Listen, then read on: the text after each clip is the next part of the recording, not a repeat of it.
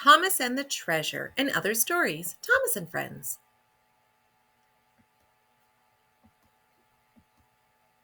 Thomas and the Treasure. Brendam Docks is a very busy place. Engines bring freight cars, cranes unload cargo, and ships bring visitors. One day, Thomas had to collect a very important visitor, the Admiral. Thomas was to take the Admiral to open the new Maritime Museum. It was a museum all about the sea. Salty was excited. The Admiral is always looking for the lost pirate treasure of Sodor, he said. Pirates, scoffed James. Treasure, huffed Emily. Yes, said Salty, but no one has ever found it. Salty told them there were 3 clues. First, find the eagle of the mountains. Its beak will point to the clouds, not in the sky. Then those clouds will lead to the skull and crossbones, and there you'll find the treasure, me hearties. Eagle, clouds, skull and crossbones, tooted Thomas excitedly. I'm sure I could solve those clues. Emily and James thought it was all nonsense, and that made Thomas cross. Just then the Admiral arrived. Thomas puffed off to collect him. The Admiral had to be at the museum in time for the grand opening. Thomas felt very proud to be taking him. What if I arrived with the Admiral and a chest of pirate treasure, thought Thomas. That would show James and Emily. So Thomas chuffed onto the track away from the museum and set off into the mountains to look for the first clue. How could an eagle point the way, wondered Thomas. How could clouds not be in the sky? And Thomas knew he had never seen a skull and crossbones anywhere. Later, Emily puffed toward Thomas. There's no such thing as treasure, she laughed. But Thomas paid no attention. The eagle of the mountains had to be somewhere. Then he saw something wonderful, a mountain that looked like an eagle. Thomas was very excited. I found the first clue, he hooted happily. Now I'll find the next one. The eagle's head would point the way. Suddenly, Thomas saw a track leading in the direction of the stone beak. Where are you going, Thomas? Wheezed James. To find the clouds that are not in the sky, whistled Thomas. How silly, snorted James, and he chuffed away. But Thomas didn't mind. He knew the clouds were here somewhere, and then he saw them. The clouds not in the sky were reflections of clouds in the lake. I found the second clue, wheezed Thomas excitedly. One more and I'll find the treasure. Thomas looked for a long time, and he forgot all about the Admiral. Then Harold arrived with Sir Topham Hatt. The Admiral is late for the opening of the museum, he boomed crossly. You have been unreliable, added Sir Topham Hatt. Harold will now take the Admiral to the museum. Thomas felt very foolish. If only he hadn't spent so much time looking for the clues. Fancy believing in a silly old story, laughed Harold. Everyone thinks I'm silly, huffed Thomas, but I still believe there's treasure. Thomas puffed sadly along the track away from the lake. Thomas had never been this way before, so he didn't know where it would lead. It led him into a tunnel. At last, Thomas came to the end of the line. He was surprised. There were all the other engines, and there was the Admiral. I am very proud to declare the new Maritime Museum open, he announced. Everyone cheered and whistled. Then Thomas saw something even more exciting. That's it, Thomas tooted. The pirate's treasure's right here. Don't be silly, huffed Emily. Everyone knows it's just a silly old story, snorted James. But Thomas knew he was right. I followed all the clues, he puffed proudly. And you have found the skull and crossbones, cried the Admiral. Everyone was surprised. Someone get me a shovel. The Admiral was so excited he dug for the pirate treasure himself. He found a big wooden chest. Inside was the pirate treasure. The pirate treasure will be the most important thing in the whole museum, said the Admiral. Thomas, boomed Sir Topham Hatt, you have made this the best opening ever. Thomas was very proud. He had been right to believe in Salty's story. He had found the treasure. Duncan's bluff. It was winter time on the island of Sodor. Duncan was busy puffing through the white mountains and the frosty forests. He was proud to be a narrow-gauge engine. Duncan was delivering coal to the villages. They were going to need extra coal for the main coaling plant. So James and Duncan brought coal to the wharf. Duncan chuffed in to talk to James. You were a long time getting here, teased Duncan. You're lucky I came at all, wheezed James crossly. I've got an important job to do later. I'm taking some children to a concert. Oh, is doing 2 jobs in one day too hard for you? Duncan chuffed cheekily. Pah, snorted James. I can do more jobs in one day than you can. I'm really useful. This made Duncan cross. How about a wee contest, chuffed Duncan. I bet I can take more coal to the villages faster than you can deliver it. All right, puffed James, you're on.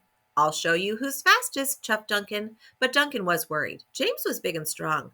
I hope I can be as fast as James, he puffed nervously.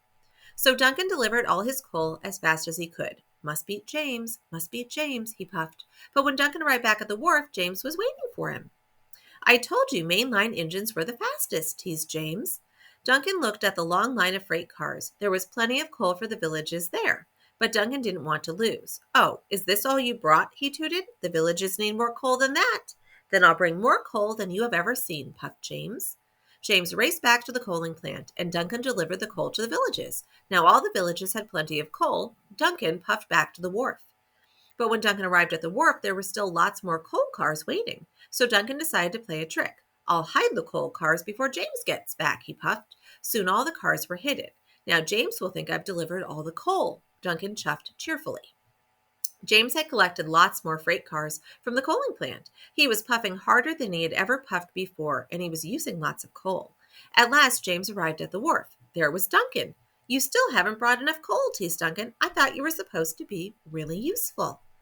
I'll soon be back with so much coal, puffed James, it will take you all winter to deliver it. Oh, we'll see, puffed Duncan. James still had to take the children to the concert, but he had been puffing so hard he had used up all the coal in his tender, and soon he ground to a halt. That evening, the narrow gauge controller came to see Duncan. James is stuck. He has run out of coal, he announced. Now we won't be able to take the children to the concert. Duncan felt terrible. He thought about all the coal cars he had hidden. He thought about James, and then he thought about the children. I have to tell you about the hidden coal cars, he wished. The narrow gauge controller listened hard. You have caused delay and confusion, he said slowly, but you have told the truth, and a useful engine always tells the truth. I'll only be a really useful engine if I can help James, whistled Duncan. So Duncan collected one of the coal cars he had hidden. Snow started to fall. Duncan rattled along the icy tracks until at last Duncan found James. What are you doing here? Snorted James. I played a trick on you, chuffed Duncan. I didn't take all the coal to the villages. I hid it from you. You are the fastest and a really useful engine, Duncan added. But James told Duncan that he was a really useful engine, too. You brought the coal to me so quickly I will still be able to take the children to the concert, he puffed. Thank you, Duncan. The coal was quickly loaded into James's tender. Soon his fire was roaring and his boiler was as warm as toast. He steamed off to collect the children. Duncan felt happy. James is a really useful engine, puffed Duncan. Ah, but so am I. And he chuffed happily away to deliver more coal to the snowy villages. Seeing the sights. There are lots of wonderful sights to see on the island of Sodor. One summer's day, Thomas was given a very special job. Thomas, said Sir Topham Hatt, you are to collect some very important visitors from the mainland. They are arriving at the Brendam docks. Yes, sir, tooted Thomas happily. I will show them all the sights on Sodor. Thomas puffed happily toward Brendam docks. Thomas pulled up at the gangplank. Welcome aboard, he tooted. I will show you all the wonderful sights of Sodor. Just then, Gordon steamed in. I should be showing the sights to the important visitors, he sniffed. Why? Huffed Thomas. Because, wheezed Gordon, I could show them round much more quickly than you. Then they would see everything there is to see on Sodor. Thomas was cross. I can show them all the sights just as quickly as you can, he whistled. Just you wait and see. Thomas heard passenger car doors slam. Everyone's on board, he thought, and he chuffed away as quickly as he could. So much to see, so much to see. Let's get a move on. Count on me. Then there was trouble. Thomas had left some of the visitors behind.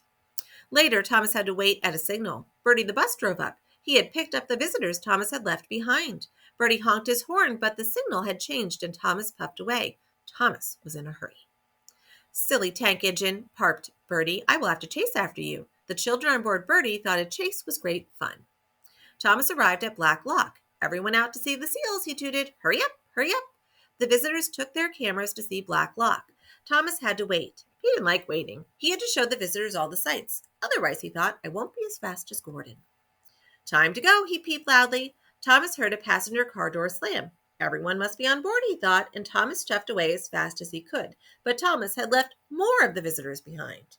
Soon Thomas arrived at the Scottish castle. Everyone out, he peeped. Hurry up, hurry up. Then Thomas had to wait again. He wheezed some steam, and he started to worry. We'll never see everything if we don't hurry up, Thomas wheezed. Everyone back on board, please. Just then Gordon steamed in. Flatten my funnel, sniffed Gordon. You haven't seen many sights. Yes, we have, and we're going to see more, huffed Thomas. He was cross. He puffed away as quickly as he could, but more visitors were left behind. Thomas steamed into the fishing village. Here is the next sight, he puffed. Everybody out, please. But Thomas couldn't hear any passenger car doors opening. He was puzzled. Just then Bertie arrived. "What's happening?" asked Thomas. "No one's getting out," Thomas beat Bertie, "because no one is left on board." Thomas was surprised. "Cinders and ashes," gasped Thomas. "You were in so much of a hurry you left them all behind." Thomas was upset. "I must go back and pick up everyone." But first he collected the visitors from Bertie the bus, and he steamed back to the castle. He picked up his passengers and puffed quickly back to Black Lock. With all the visitors on board, Thomas set off again. Thomas had to stop at a junction. He looked at the view of the sea. It was beautiful. "I wish we could just stay here all day," Thomas wished. "There are so many things to do." The visitors looked out of the windows. Their faces smiled when they saw blue sea and the golden yellow sand. Suddenly, Thomas had an idea. "We will stay here all day," he whistled. The visitors had a lovely time, making sand castles, riding donkeys, and eating ice creams. Thomas was very happy. "You won't see all the sights eating ice cream," sniffed Gordon. "It's better to see one place properly than lots of places in a hurry," Thomas chuffed happily, and all the visitors agreed. Thanks for listening.